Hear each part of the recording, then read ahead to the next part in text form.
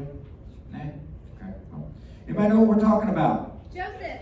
Joseph. We're going to do a little different today than what I've normally done.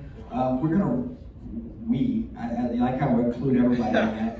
We're going to read a lot today, which really means Ben is going to do a lot of reading today. What we're going to do is we're going to go through the story of Joseph today, and we're going to look at it from the point of view of a test. Now, next week we're going to do the same thing, but we're going to look at the story from a different angle for something different. But today, specifically, some tests. As we talked about last week, we started with Joseph and he got the dream, and we're talking about things that hinder us in our dreams. I know what it is. I need the note cards. I think they're in the office. I knew there was something else I was supposed to do. I was like, there is something else we're supposed to do. Y'all go find those for me. Thank you very much. They're so good. We have note cards. Not for you to make notes on for something specific. I knew there was something. But in the story of Joseph, he gets, last week we talked about no. That Joseph got these no's, these doors slammed in our face. And so sometimes we come up with this great dream and this idea of something we're going to do, and we get resistance. You know, we always think that if it's not easy, it's not God, and that's just not the truth. Sometimes it needs to be hard. Sometimes you need to be persistent and push through and not take no for an answer. Now, I'm not saying that if you get a no, like we said before, if you can't sing at all, you can't hold a tune, maybe God is not calling you to sing. That you may have this desire in your heart that I just believe that God has called me to sing. You know, we've seen it on American Idol where they get up there and they sing horribly, and then they get told, you're not going to LA. And they get mad. Well, my mama said I could sing, and I've been... So, that's right, your mama not lying to you. So there is some healthy no's, but in a general sense, if you get something and you know it's from God, there's a couple of things with the no's.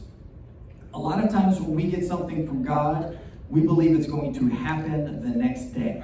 And we've talked about this a couple of times in a couple of series, that mature Christians understand seed time and harvest, which probably identified that most of us in here are now not mature Christians, because when God gives us something, we expect it to happen tomorrow. Amen. But as we see in the study, in the story of Joseph, that he gets a dream and it takes forever to come to pass.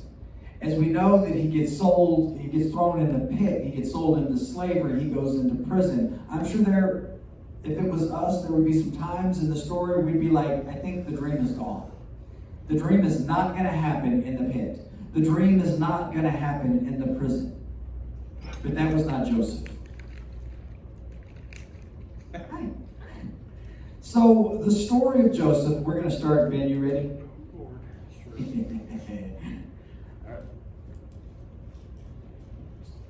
Genesis 37. One? Were you going to read more than one? Just read it. Start at verse 1. Start at verse 1, yes. Now Jacob lived in the land where his father had sojourned, in the land of Canaan. These are the records of the generations of Jacob. Joseph, when 17 years of age, was pasturing the flock with his brothers while he was still a youth, along with the sons of Bilhah and the sons of Zilpah, his father's wives. And Joseph brought back a bad report about them to their father. And then we discussed last week, the bad report is not tattling, that Joseph, at the age of 17's job was to watch over the brothers and make sure that they were doing the job they were supposed to when it came to taking care of the sheep. So it wasn't just a tattletelling. Joseph was put in charge. He was the boss, in a sense. And some of that was due to circumstances with the brothers, but it really came down to, as we'll learn in a few minutes when he says it again, that he is go ahead and shoot. Now Israel, who was Jacob, loved Joseph more than all his sons, because he was the son of his old age. Yeah. Old age was not meaning actual age of time, but it actually meant that he was wise, that he had wisdom beyond his years. And so because of that, the next part says he gets the coat of many colors. And we established that the coat of many colors was not just a flashy jacket that he got at the store, that this signified, I didn't bring him? Okay. The birthright. So he was, by wearing it, he was getting the birthright. It was more than just fancy jacket. Okay, go ahead. So skip ahead. Yeah, you start for him. All right. That was cool. Then Joseph had a dream, and when he told it to his brothers, they hated him even more. He said to them, "Please listen to this dream which I have had. For behold, we were binding sheaves in the field, and lo, my sheaf rose up and also stood erect. And behold, your sheaves gathered around and bowed down to my sheaf." Then his brothers said to him, "Are you actually going to reign over us, or are you really going to rule over us?" So they hated him even more for his dreams and for his words. Now he had still another dream, and related it to his brothers, and said, "Lo, I have still another dream, and behold, the sun and the moon and 11 stars were bowing before me." He related it to his father and to his brothers, and his father rebuked him and said to him, "What is this dream that you have had? Shall I and your mother and your brothers actually come to bow ourselves down before you to the ground?" His brothers were jealous of him, but his father kept the saying in his mind. Then his brothers went to pasture the father's flock in Shechem. Israel said to Joseph, "Are not your brothers pasturing the flock in Shechem? Come, and I will send you to them." And he said to him, "I will go." Then he said to him, "Go now and see about the welfare of your brothers and the welfare of the flock, and bring word back to me." So he sent him from the valley of Hebron, and he came to Shechem. Once again, that just confirms that Joseph was not a tattletale. He was put in charge. And so Father said, "Go check on the boys." And we'll see this continue throughout the story of Joseph, that he was... Go ahead. A man found him, and behold, he was wandering in the field, and the man asked him, "What are you looking for?" He said, "I am looking for my brothers. Please tell me where they are pasturing the flock." Then the man said, "They have moved from here, for I heard them say, 'Let us go to Dothan.'" So Joseph went after his brothers and found them at Dothan. The plot against Joseph. When they saw him from a distance, and before he came close to them, they plotted against him to put him to death. They said to one another, "Here comes this dreamer." It's important to notice that they recognized him coming because of the jacket, because of the birthright. So sometimes the things that the Lord puts on us, as much as it was a blessing, was an attraction for them to begin to be angry. Because they knew all that it represented and what it represented to them and who they were. They even said it in the dream, "Are you going to rule over us?" So there was already this friction, even though they understood it and knew it, the blessing that he's just doing as his father has asked him to do. And before he even gets on the scene, well, continue. "Now then, come and let us kill him and throw him into one of the pits, and we will say, 'A wild beast devoured him.' Then let us see what will become of his dreams." But Reuben heard this and rescued him out of their hands and said, "Let us not take this life." Reuben further said to them, "Shed no blood. Throw him into this pit that is in the wilderness, but do not lay hands on him, that he might rescue him out of their hands to restore him to his father." Okay. Reuben's the firstborn. Reuben's the one that didn't get the birthright. But it's important to remember names as we go through this story, because Reuben's like, first of all, just to imagine the guys are sitting around thinking about killing their brother. Let's just kill our brother. That's a whole nother, with those talk shows, Jerry Springer. There's a Jerry Springer moment right there. But Reuben says, "You know what? No, let's not do this. Let's throw him in the pit." Because his heart, at the end of the day, Reuben's like, we can't kill him. I'll come back and get him out, as it says. Okay, continue. So it came about, when Joseph reached his brothers, that they stripped Joseph of his tunic, the very colored tunic that was on him. And when they took him and threw him into the pit, now the pit was empty, without any water in it. Then they sat down to eat a meal, and as they raised their eyes and looked, behold, a caravan of Ishmaelites was coming from Gilead, with their camels bearing aromatic gum and balm and myrrh, on their way to bring them down to Egypt. Judah said to his brother, "What profit is it for us to kill our brother and cover up his blood?" Which brother? Judah. Okay. Important to remember this also, that it's Judah. And it's interesting that they tore off the tunic and did the blood with it. They just didn't take clothes, they just didn't go back to tell the story, but they actually took off the birthright. It's important to understand that when God puts something on us, man can't take it off. So even though they ripped it off of him, and as the story goes on, what they're going to do with Joseph, it doesn't take away what God has ordained, what God has said. It doesn't take away the dream. It doesn't take away from who Joseph is just because the jacket, the outward symbol of the birthright, had been taken off. Okay, continue. Come and let us sell him to the Ishmaelites, and not lay our hands on him, for he is our brother, our own flesh. And his brothers listened to him. Then some Midianite traders passed by, so they pulled him up and lifted Joseph out of the pit and sold him to the Ishmaelites for 20 shekels of silver. Thus they brought Joseph into Egypt. Now Reuben returned to the pit, and behold, Joseph was not in the pit, so he tore his garments. He returned to his brothers and said, "The boy is not there. As for me, where am I to go?" So they took Joseph's tunic and slaughtered a male goat and dipped the tunic in the blood. And they sent the varicolored tunic and brought it to their father and said, "We found this. Please examine it to see whether it is your son's tunic or not." Then he examined it and said, "It is my son's tunic. A wild beast has devoured him. Joseph has surely been torn to pieces." So Jacob tore his clothes, put sackcloth on his loins, and mourned for his son many days. Then all his sons and all his daughters arose to comfort him, but he refused to be comforted. And he said, "Surely I will go down to Sheol in mourning for my son." So his father wept for him. Meanwhile, the Midianites sold him into Egypt to Potiphar, Pharaoh's officer, the captain of the bodyguard. Okay. We're going to skip the next chapter because it goes into Judah and some stuff and marriage, and we're just going to skip over that one. But it's important to understand that he was, while you skip to the next chapter, that he was sold to Potiphar and the Pharaoh's officer. And so kind of basically what this is the guy that is in charge of protecting Pharaoh. Very important job, very wealthy person, because the reason he was very well off is because you don't want the guy protecting you to be bribed. So the guy that is in charge of protecting you is going to have good stuff. So when somebody comes in and says, "Hey, what about we do this and we kill the Pharaoh?" No, because I'm already taken care of. So it's important to understand that Potiphar has a lot of good stuff. He was not just a guy enlisted, but he had some good stuff. And so that will come up in a few minutes also in the story. So skip to chapter 39, yes. Okay, 39. Now Joseph had been taken down to Egypt, and Potiphar, an Egyptian officer of Pharaoh, the captain of the bodyguard, bought him from the Ishmaelites, who had taken him down there. The Lord was with Joseph, so he became a successful man, and he was in the house of his master, the Egyptian. Now his master saw that the Lord was with him, and how the Lord caused all that he did to prosper in his hand. So Joseph found favor in his sight and became his personal servant. And he made him overseer over his house, and all that he owned he put in his charge. It came about that from the time he made him overseer in his house and over all that he owned, the Lord blessed the Egyptian's house on account of Joseph. Thus the Lord's blessing was upon all that he owned in the house and in the field. So he left everything he owned in Joseph's charge. And with him there he did not concern himself with anything except the food which he ate.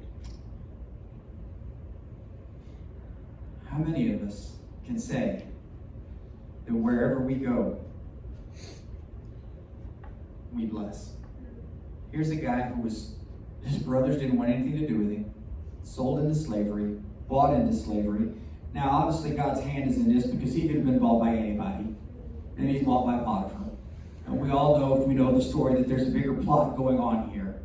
But the fact, there's a couple words that stand out here. It says, so Joseph found favor in the sight of not only Potiphar, but with God, and that everything he did was blessed. So wherever we go to work on Monday morning, are we living a lifestyle that our businesses, our employers are blessed because of us? You know, we taught at the end of the year on favor and what brings favor. What brings the hand of God. When you have the hand of God on you, it does not matter where you are, you will be successful. Now, just around about age, how old do you guys think Joseph is in this situation? 17. Anybody in here 17? Let me ask you this way. Would any of you put your 17-year-old in charge of anything? And all the moms and dads go, nope. But think about that. Think about what that says about Joseph. And then put that in context with the brothers and why there was such friction. Because he was good at what he did. What was he put in charge of?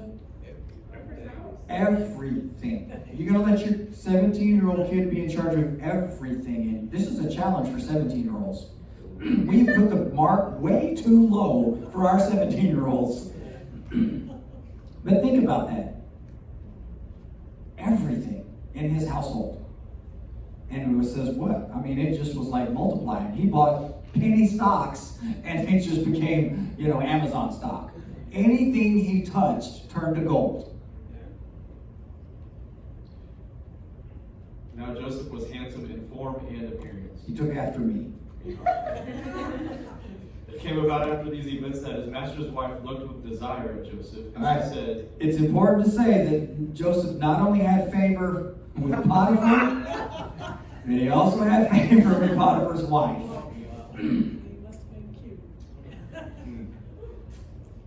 And she said, lie with me. But he refused and said to his master's wife, behold with me here. My master does not concern himself with anything in the house, and he has put all that he owns in my charge. There is no one greater in this house than I, and he has withheld nothing from me except you, because you are his wife. Now then, could I do this great evil and sin against God? It's important to understand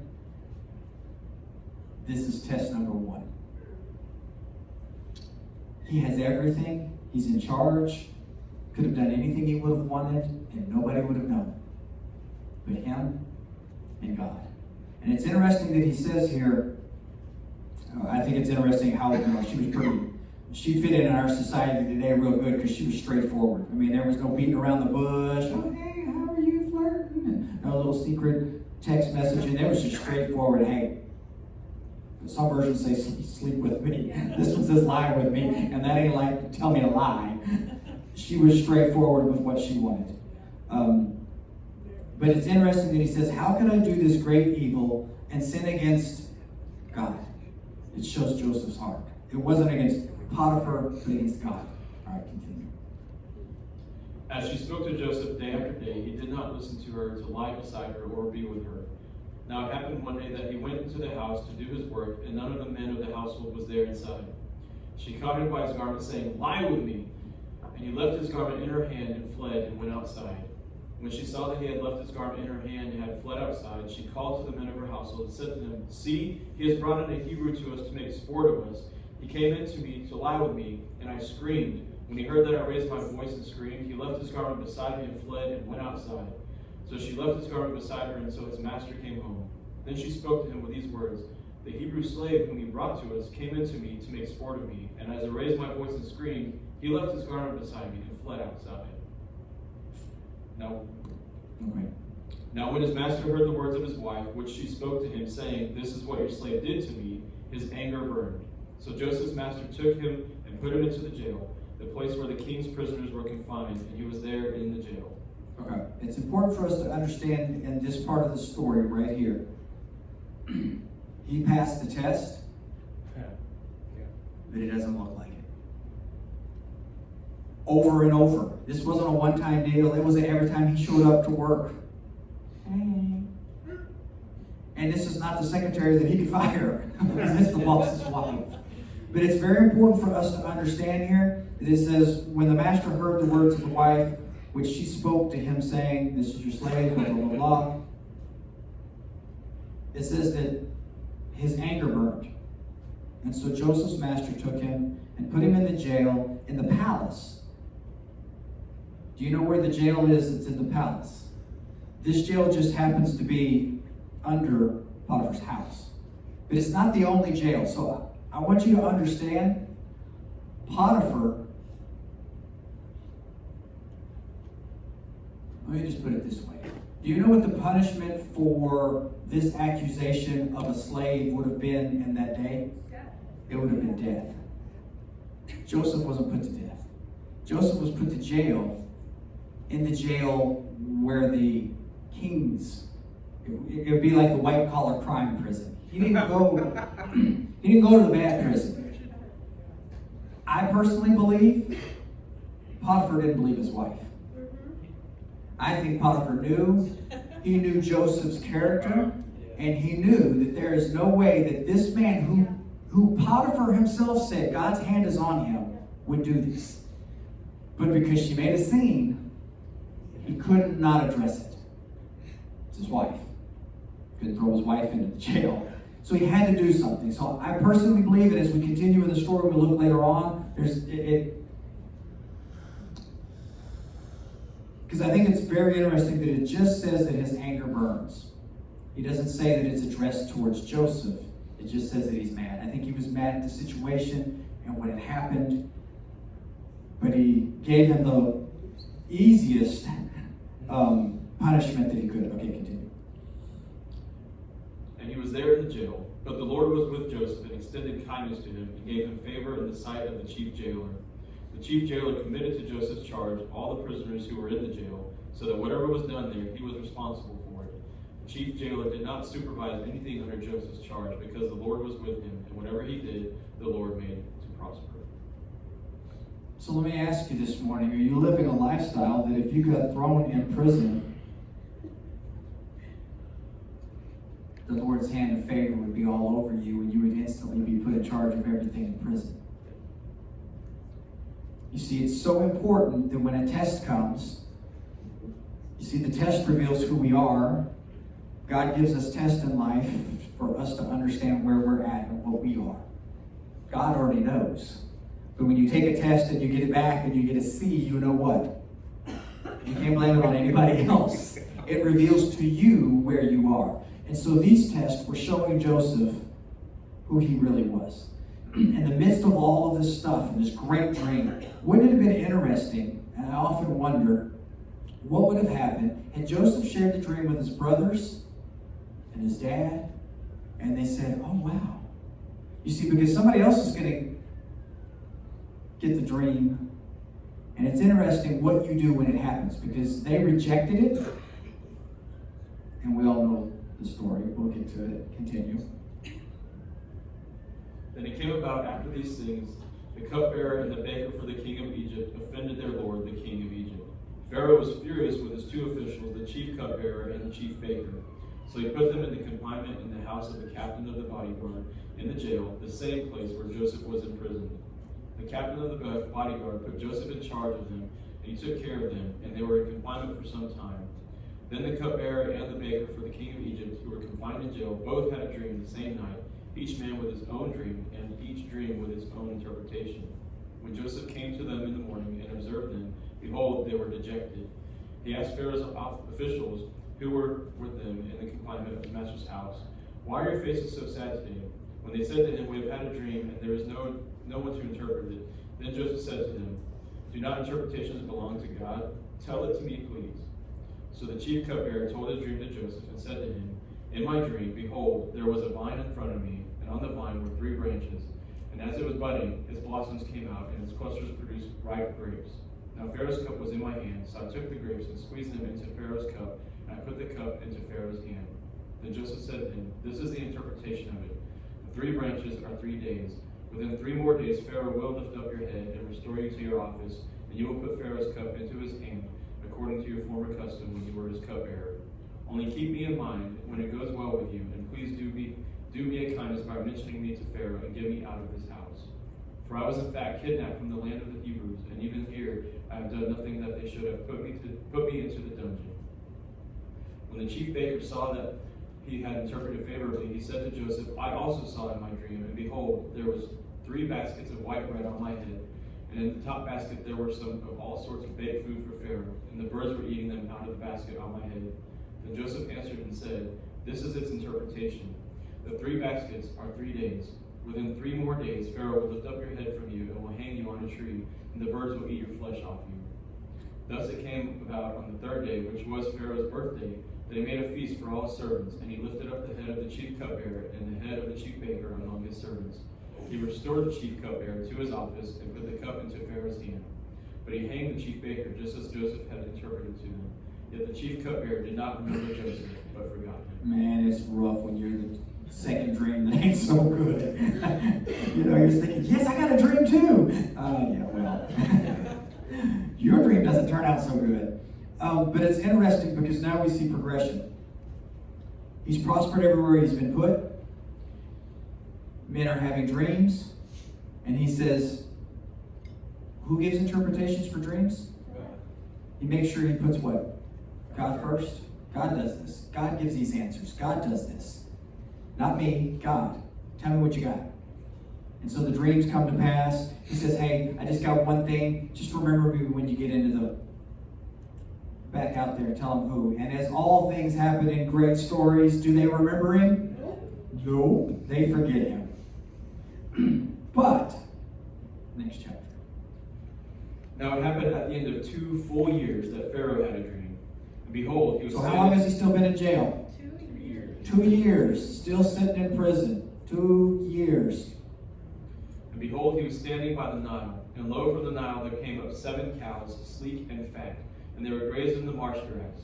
Then behold, 7 other cows came up after them from the Nile, ugly and gaunt, and they stood by the other cows on the bank of the Nile. The ugly and gaunt cows ate up the 7 sleek and fat cows. Then Pharaoh awoke. He fell asleep and dreamed a second time, and behold, 7 ears of grain came up on a single stalk, plump and good. Then behold, 7 ears thin and scorched by the east wind sprouted up after them. The thin ears swallowed up the 7 plump and full ears. Then Pharaoh awoke, and behold, it was a dream. Now in the morning his spirit was troubled, so he sent and called for all the magicians of Egypt and all its wise men. And Pharaoh told them his dreams, but there was no one who could interpret them for Pharaoh. Then the chief cupbearer spoke to Pharaoh, saying, I would make mention today of my own offenses. Pharaoh was furious with his servants, and he put me in confinement in the house of the captain of the bodyguard, both me and the chief baker. When we had a dream on the same night, he and I, each of us, dreamed according to the interpretation of his own dream. Now a Hebrew youth was there with us, a servant to the captain of the bodyguard, and we related them to him, and he interpreted our dreams for us. To each one he interpreted according to his own dream. And just as he interpreted for us, so it happened, and restored me in my office, but he hanged him. Then Pharaoh sent and called for Joseph, and they hurriedly brought him out of the dungeon. And when he had shaved himself and changed his clothes, he came to Pharaoh. Okay. It's important also to understand in this point, he's fixing to go before Pharaoh. He's a Hebrew. They shave him and change his clothes. And so now he does not look like a Hebrew. He looks like an Egyptian. So this shows us that only a few people are going to know that he's a Hebrew. And it is a part of a change that we're going to see in the story of Joseph. So he is shaved to fit in, to look the part, I guess you could say. And all of a sudden, somebody remembers, oh, wait a minute. And it's interesting that none of the other guys could interpret dreams. You know, they were making stuff up. And, oh, I think it's this. But Pharaoh knew that it wasn't the right interpretation. Okay. Pharaoh said to Joseph, I have had a dream, but no one can interpret it. And I have heard it said about you that when you hear a dream, you can interpret it. So Joseph then answered Pharaoh, saying, it is not in me. God will give Pharaoh a favorable answer. Test number 2. He had an opportunity to take the fame and the glory that, yes, I am the dream interpreter. This is going to get me out of prison. No. Test number 2, he puts God first. And he says, no, I can't interpret nothing. But God can. So Pharaoh spoke to Joseph, in my dream, behold, I was standing on the bank of the Nile, and behold, 7 cows, fat and sleek, came up out of the Nile, and they grazed in the marsh grass. Lo, 7 other cows came up, and after them, poor and very ugly and gaunt, such as I had never seen for ugliness in all the land of Egypt. And the lean and ugly cows ate up the first 7 fat cows. Yet when they had devoured them, it could not be detected that they had devoured them, for they were just as ugly as before. Then I awoke. I saw also in my dream, and behold, 7 ears full of good came up on a single stalk. And lo, 7 ears withered, thin, and scorched by the east wind, sprouted up after them. And the thin ears swallowed the 7 good ears. Then I told it to the magicians, but there was no one who could explain it to me.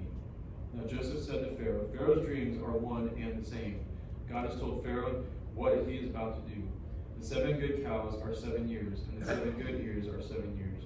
The dreams are one and the same. The 7 lean and ugly cows that came up after them are 7 years, and the 7 thin ears scorched by the east wind will be 7 years of famine. It is as I have spoken to Pharaoh. God has shown to Pharaoh what he is about to do. Behold, 7 years of great abundance are coming in all the land of Egypt. And after them, 7 years of famine will come, and all the abundance will be forgotten in the land of Egypt, and the famine will ravage the land. So the abundance will be unknown in the land because of that subsequent famine, for it will be very severe. Now as for the repeating of the dream to Pharaoh twice, it means that the matter is determined by God, and God will quickly bring it about.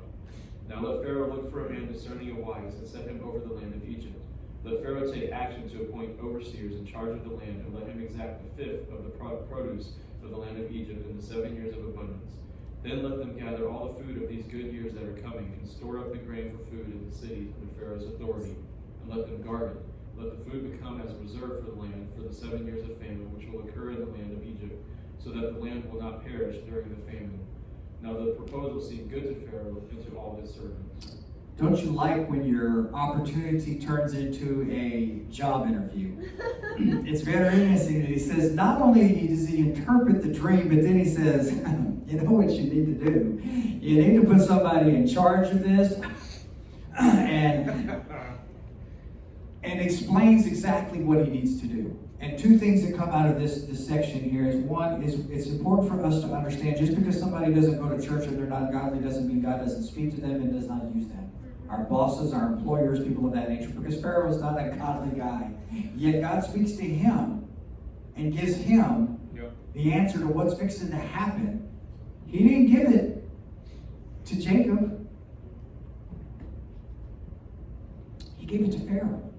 Now maybe Jacob and them would have had it had they not dealt with Joseph the way they dealt with Joseph. And isn't it interesting that Joseph got more blessings and rewards outside of his family? Yeah. That he was prospering over here, that they took what he did and they saw his talent and they're like, yes, you've got favor on you. I'm giving you more. Yet when we go back to the family has the same thing and it's a negative report. Let's put our brother in the pit. What if they would have had a different attitude? What if they would have passed their test differently? Maybe they were the ones that would have had the dream that Pharaoh had. Continue. Then Pharaoh said to his servants, "Can we find a man like this in whom is a divine spirit?" So Pharaoh, can we find a man like this? So Pharaoh said to Joseph, "Since God has informed you of all this, there is no one so discerning and wise as you are.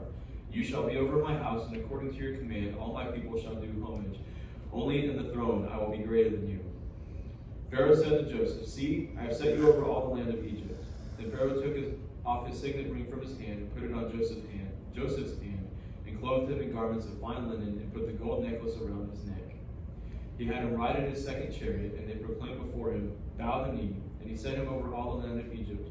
Moreover, Pharaoh said to Joseph, "Though I am Pharaoh, yet without your permission no one shall raise a hand or a foot in all the land of Egypt." And Pharaoh named Joseph Zaphenath-Paneah, which he gave him Asenath, the daughter of Potiphar, a priest of On, as his wife. And Joseph went forth over the land of Egypt. Now Joseph was 30 years old when he stood. How old is he now? 30. Some time has passed. But do we understand that a 30-year-old man who has been faithful in every place that the Lord has put him is now the most powerful person in the world next to Pharaoh? There is nothing that he can't do.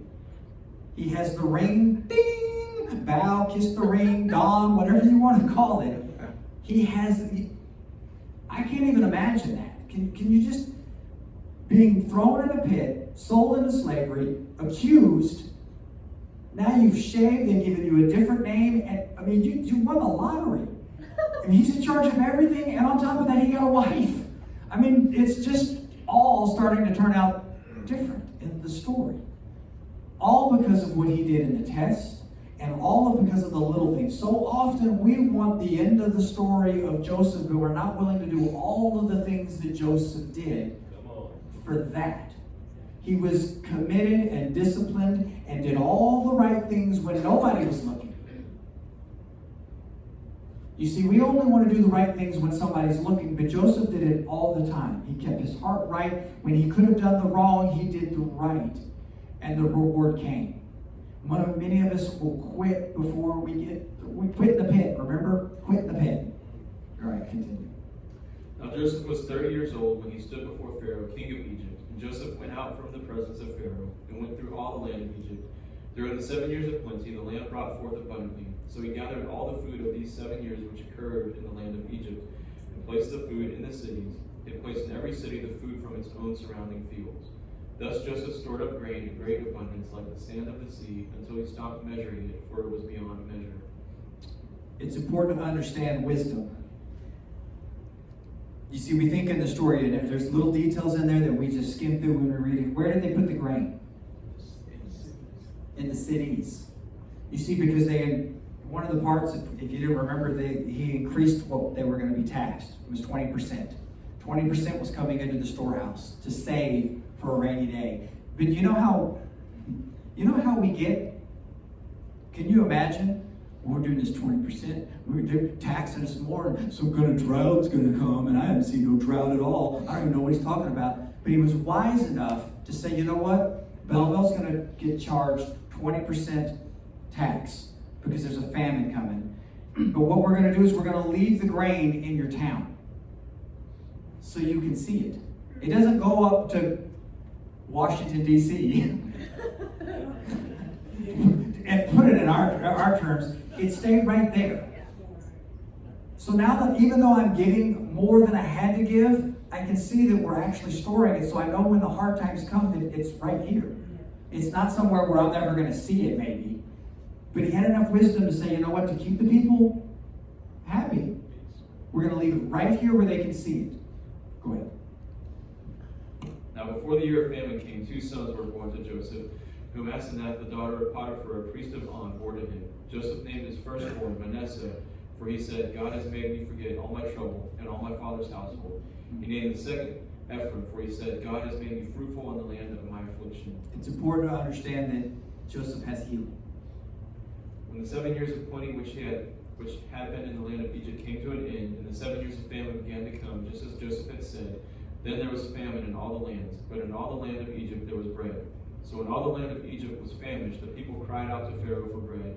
And Pharaoh said to all the Egyptians, go to Joseph, whatever he says to you, you shall do. That's power. When the famine was spread over all the face of the earth, then Joseph opened all the storehouses and sold to the Egyptians, and the famine was severe in the land of Egypt. The people of all the earth came to Egypt to buy grain from Joseph, because the famine was severe in all the earth. Once again, wisdom. How did they get grain? They bought it. You know what's interesting about that? Without getting political in the world we live in, there's something about not getting a free handout. He didn't give it away. He made him pay. Because when you pay, you appreciate something a little bit more than when it's just handed out. And you know what else paying does? Paying for something doesn't make you take more than maybe what you needed. Oh, I need a little extra. Well, once again, wisdom. Another thing.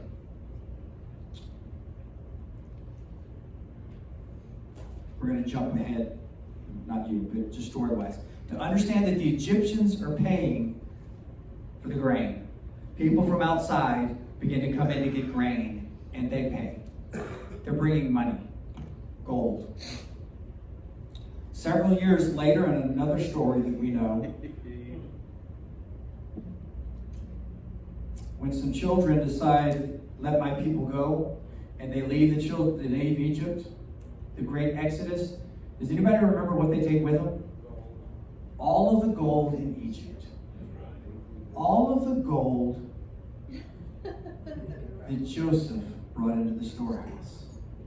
Isn't it interesting how we see something going on right now that's going to benefit his descendants way down the road? That God puts a man in office to be able to do something today for somebody else. We call that legacy. It's pretty, it gives me goosebumps just thinking about it. Continue.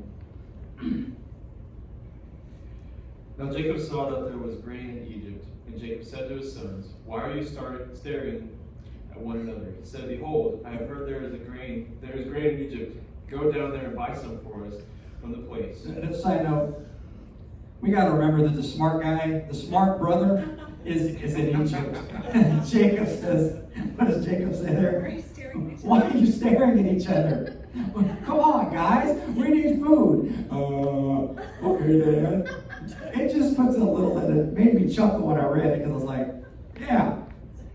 And Dad's like, come on, guys. Joseph was the one who knew everything. But continue along. Go down there and buy some for us from that place, so that we may live and not die. Then 10 brothers of Joseph went down to buy grain from Egypt. But Jacob did not send Joseph's brother Benjamin with his brothers, for he said, I am afraid that harm may befall him. So the son... It's important to understand that 10 brothers went. Sorry, 10 brothers went, one stayed home. When they went to go get food, you couldn't buy for everybody. So if one brother would have went, he couldn't get for the whole family. Whoever showed up got food. So he sent 10. But it is very interesting, a couple things, because they had to take what with them? So 10 brothers. Joseph is how old? 30-ish? 37, yes, 37. So some of his brothers are older, because we explained that last week, that they're closer in age than we would think in our mind, but in their 40s. So if you've got 10 guys between 35 and 40 going, carrying money, but Jacob says that he did not send Joseph's brother Benjamin with his brothers, for he said, I'm afraid that harm may befall him. Now, you're okay with the boy sending money, but you're worried that something might happen to the boy? That tells me that Jacob knew what happened the last time that one of his boys went with the boys. That Jacob knew deep down inside something wasn't right. That he was willing to say, I am keeping Benjamin here because I'm afraid something will happen if he goes with the boys again. So go ahead. So the sons of Israel came to buy grain among those who were coming, for the famine was in the land of Canaan also. Now Joseph was the ruler over the land. He was the one who sold to all the people of the land. And Joseph's brothers came and bowed down to him with their faces to the ground. When Joseph saw his brothers, he recognized them, but he disguised himself to them and spoke to them harshly. And he said to them, Where have you come from? And they said, From the land of Canaan to buy food. Okay. It's important right now. This feels like revenge time. Joseph's like, oh, you fixing to get it. Oh, who's bowing down to who? No. But it's important for us to understand that now we're fixing to enter into a new stage of testing. And it's not Joseph, although it is a little bit. There's a much bigger thing going on here and a much bigger test. And so it's important to understand that Bible characters are two things. One, they're things for us to understand, but they're always a type and shadow of Christ. Joseph is a type and shadow of Christ, and the story is now shifted to where Joseph is going to appear what Christ would be. He's not Christ, but he's taking a different position in the story, so there's like two stories going on here. But I want you to understand that as we continue to read. Go ahead. But Joseph had recognized his brothers, although they did not recognize him. Joseph remembered the dreams which he had had about them and said to them, You are spies. You have come to look at the undefended parts of our land.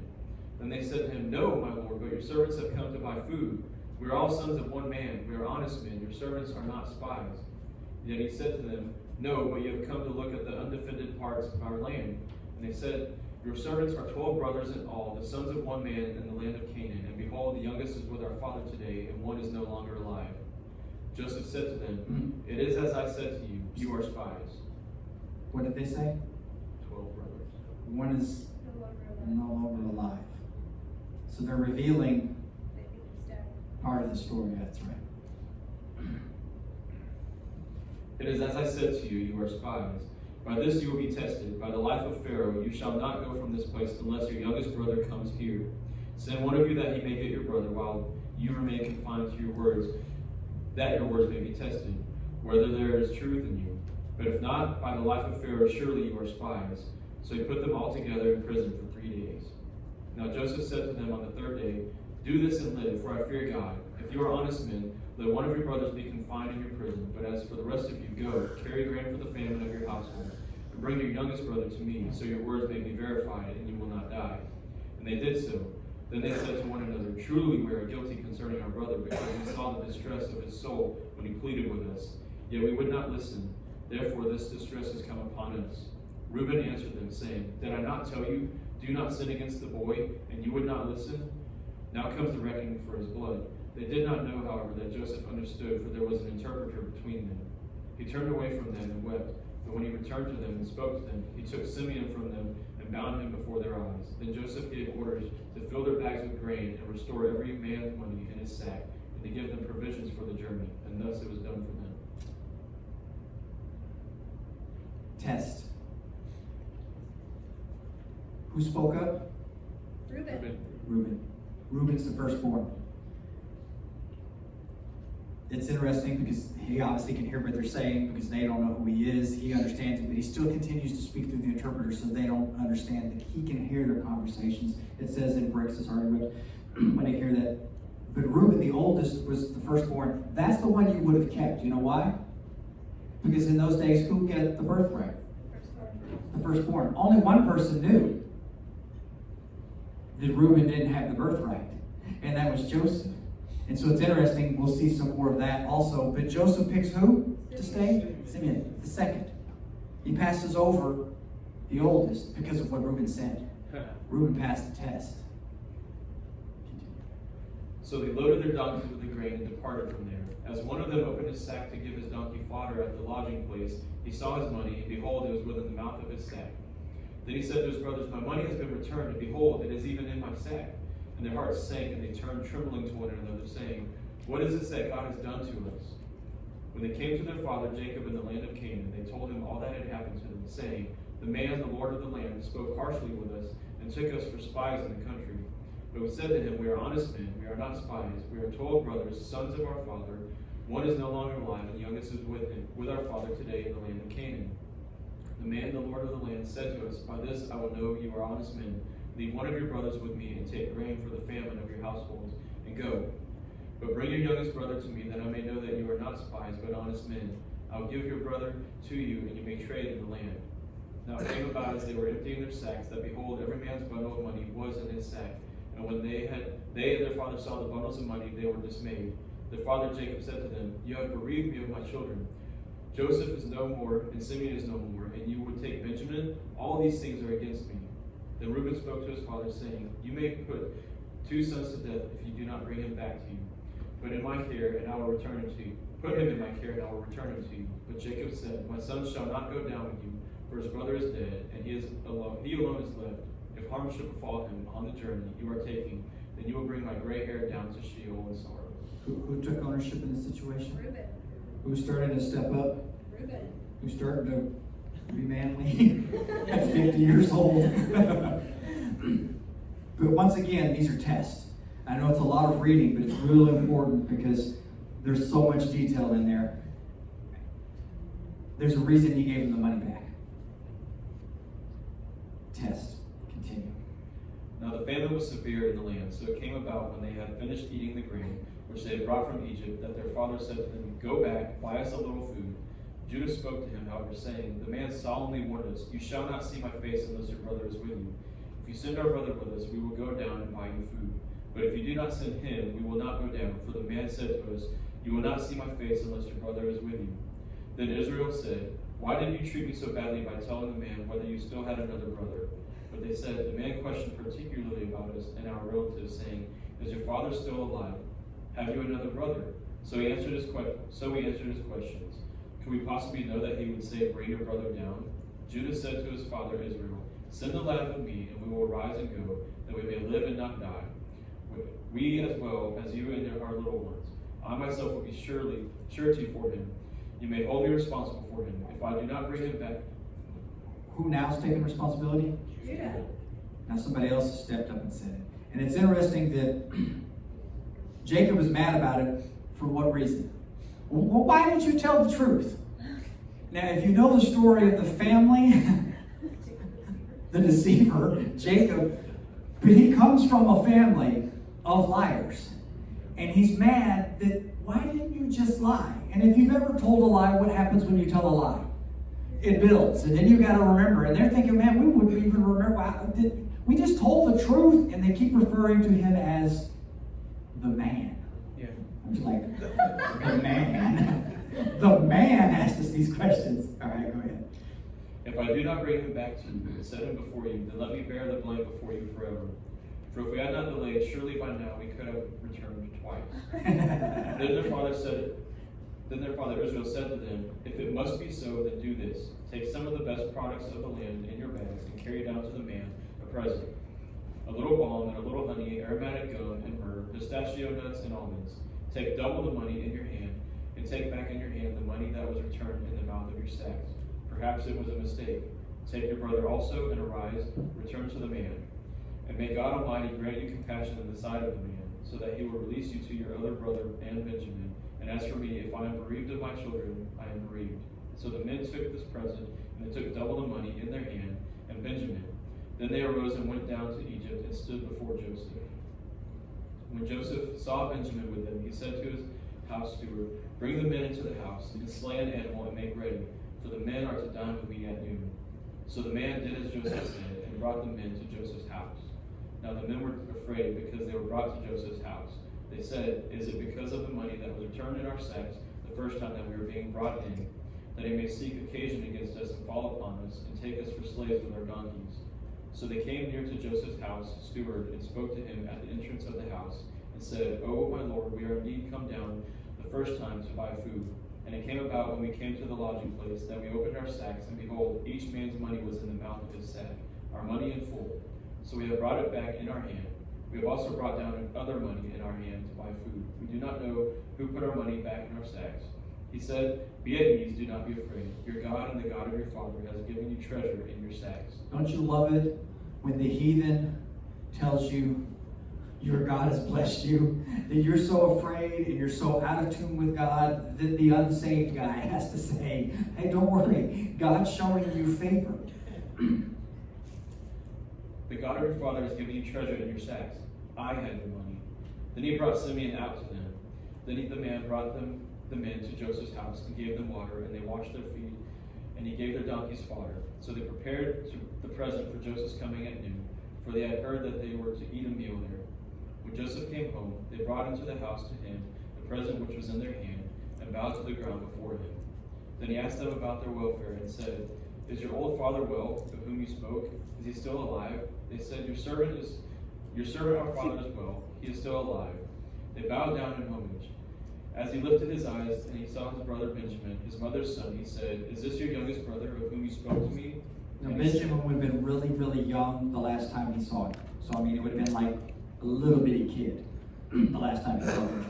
Go ahead. And he said, May God be gracious to you, my son. Joseph hurried out, for he was deeply stirred over by his brother, and he sought a place to weep. And he entered his chamber and wept there. Then he washed his face and came out, and he controlled himself and said, Serve the meal. So they served him by himself, and then by themselves, and the Egyptians who ate with him by themselves, because the Egyptians could not eat bread with the Hebrews, for that is loathsome to the Egyptians. Now they were seated before him, the firstborn according to his birthright, and the youngest according to his youth. And the men looked at one another in astonishment. He took portions for them from his own table, but Benjamin's portion was 5 times as much as any of theirs. So they feasted and drank freely with him. A couple things. Remembering Joseph is a type of Christ. He puts them in the right order, birthright of age, which astonishes them, but shouldn't because they knew.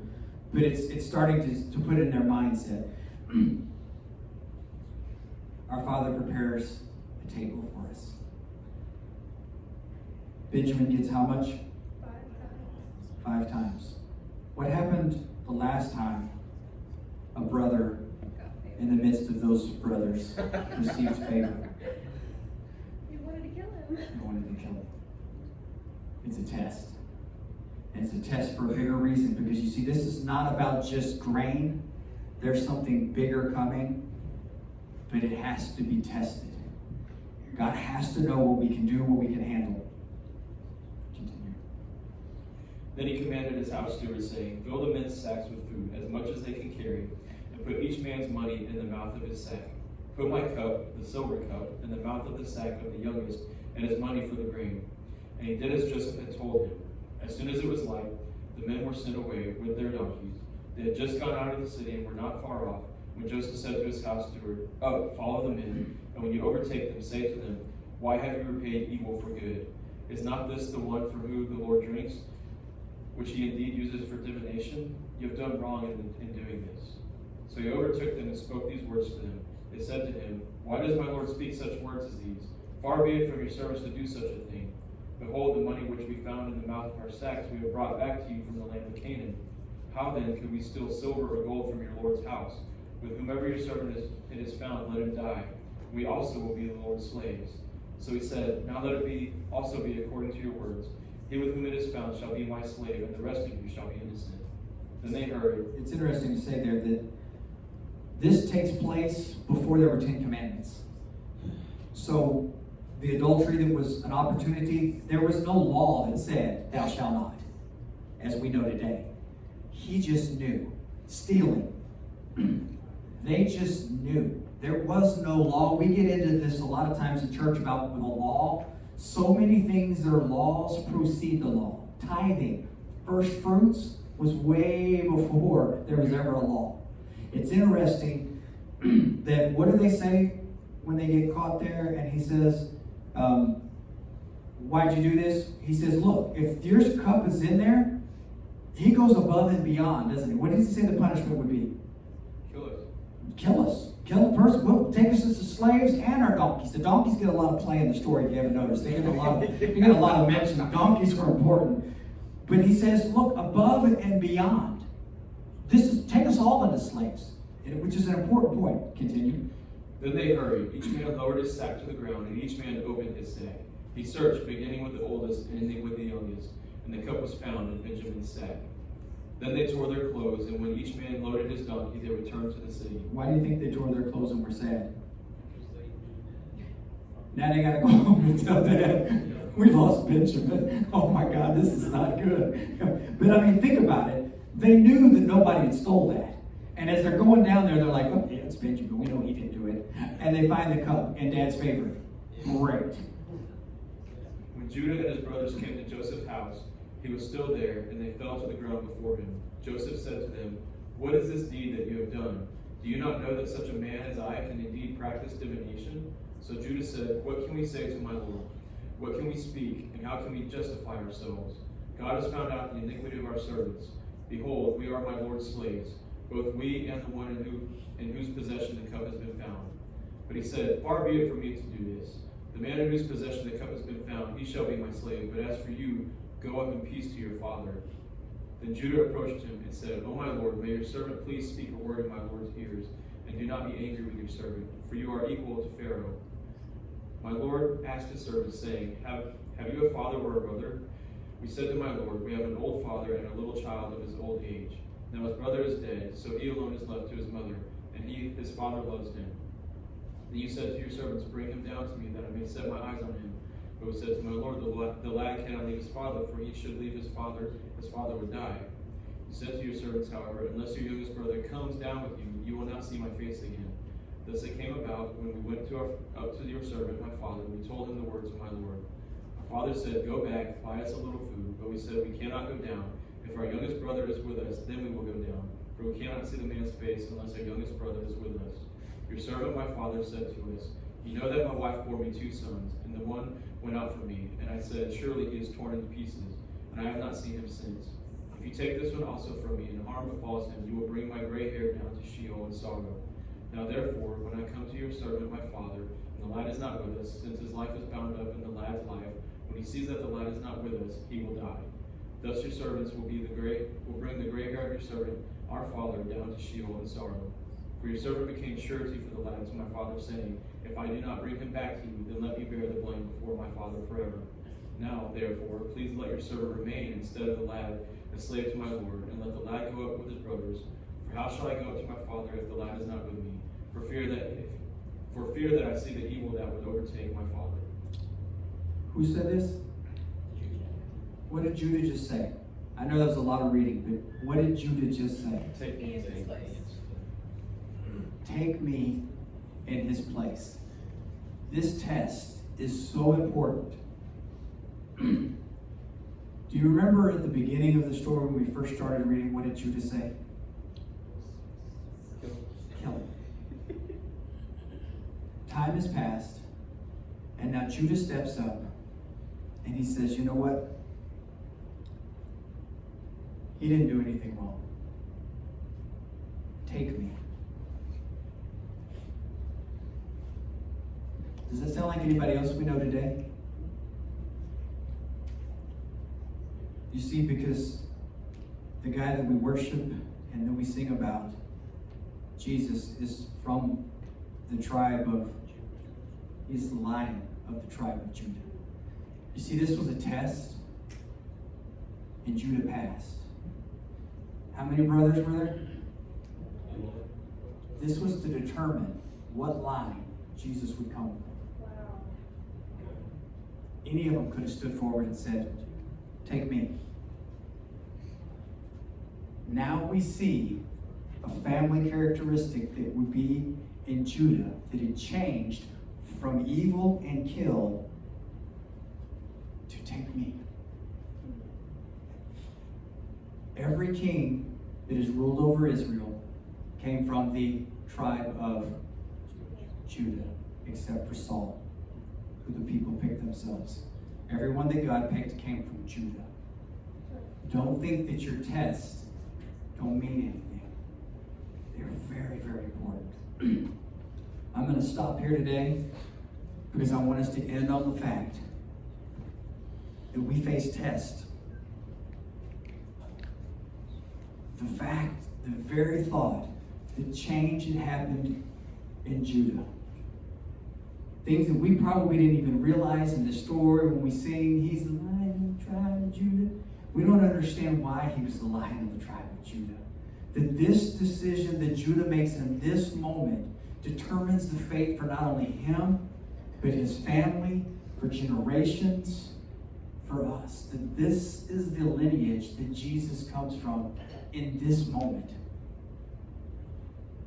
That Joseph, rephrase this, God, through Joseph, was testing the children of Israel, the 12 tribes, to see if they were worthy to be able to be the 12 tribes of Judah. Of Israel. They were not they were the 12 tribes of nothing at this point. The 12 tribes of liars. This test was so huge in these.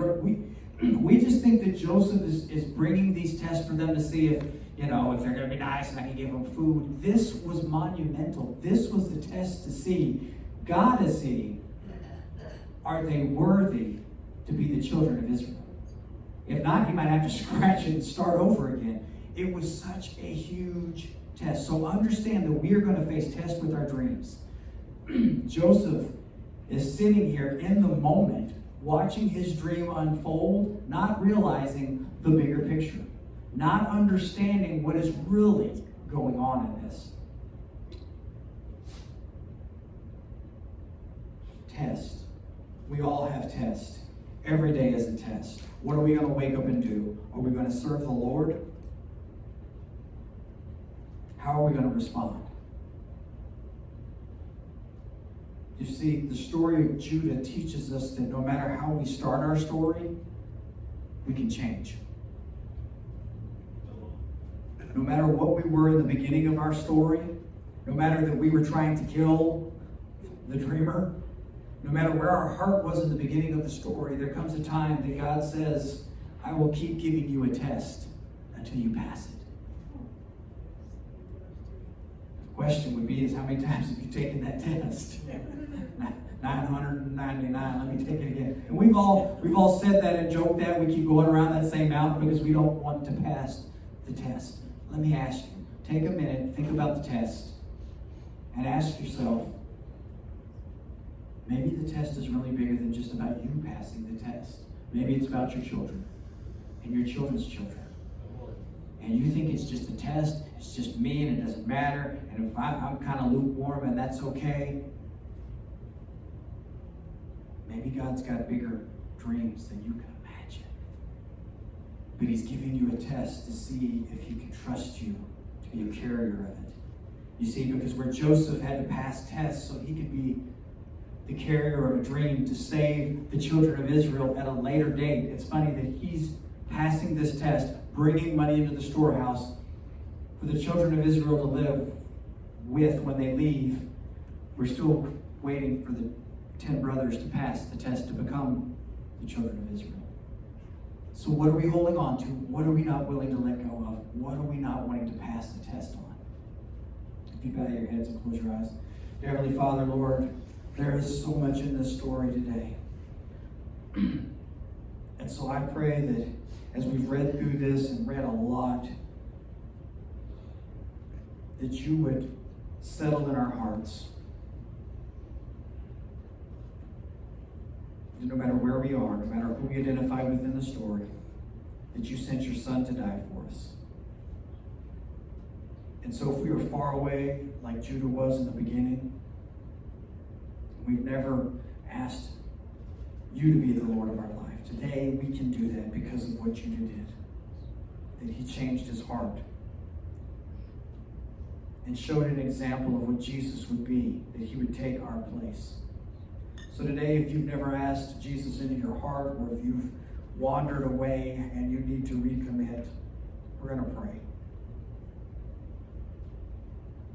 Heavenly Father, Lord, we acknowledge you as Lord,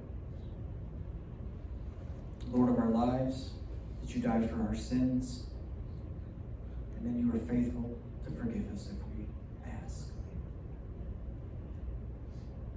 Lord, if we've been failing a test,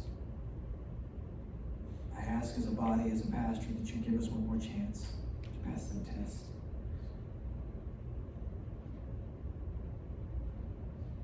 In Jesus' mighty name, amen. Amen. Well, you were dismissed this morning. I know that was a lot of reading and a little different than we would normally do it, but I wanted us to get a lot of content. I wanted us to hear a lot of points in there. So we will see you next week.